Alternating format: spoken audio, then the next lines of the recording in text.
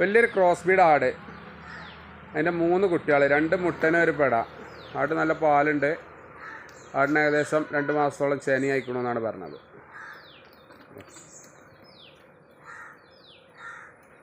നല്ല വളർത്താൻ പറ്റിയ തീറ്റയും വെള്ളം കൂടിയുള്ള ആടും കുട്ടികളും.